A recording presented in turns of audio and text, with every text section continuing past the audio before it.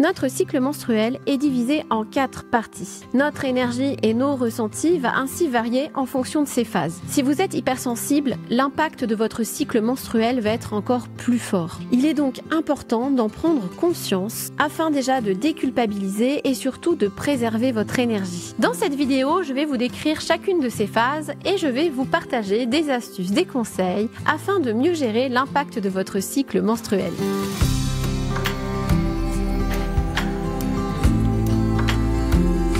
Moi, c'est Julie Souchard du cabinet Essentiel. Je suis coach professionnel accrédité ICF et praticienne Soul Coaching. J'accompagne les femmes RH et les personnes hypersensibles à prendre confiance en elles.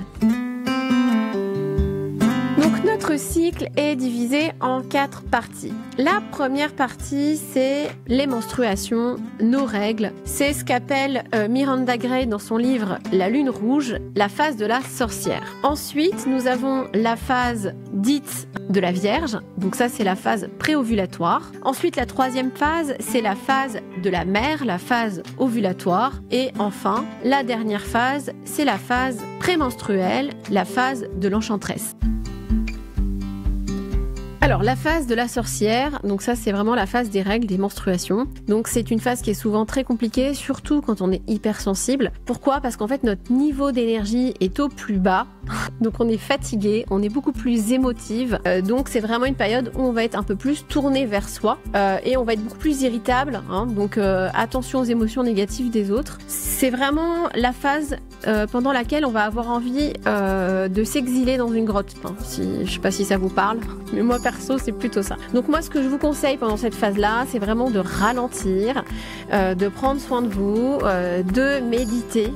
Et puis c'est une période pendant laquelle vous allez peut-être avoir des idées. Donc ça peut être de planifier, de structurer les choses.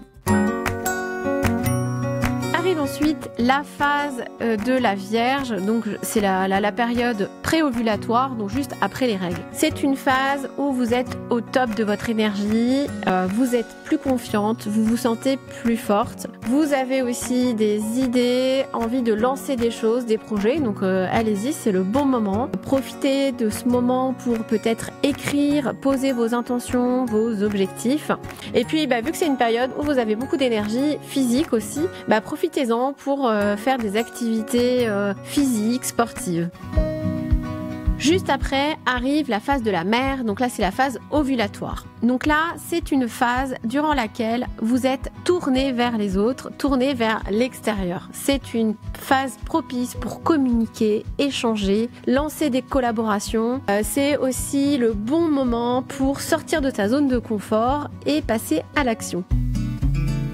Et enfin, la phase de l'enchanteresse. Donc là, on arrive sur la période prémenstruelle. Donc là, attention, notre niveau d'énergie commence à baisser. Donc il va falloir commencer à ralentir un peu votre rythme, à préserver votre énergie. C'est aussi une phase qui va être propice à la créativité. Donc n'hésitez pas à vous lancer dans des activités manuelles, par exemple. Et puis, c'est une période aussi assez intéressante pour faire du tri, que ce soit chez vous, dans votre maison, mais aussi au niveau de votre ordinateur, faire le tri de vos mails par exemple.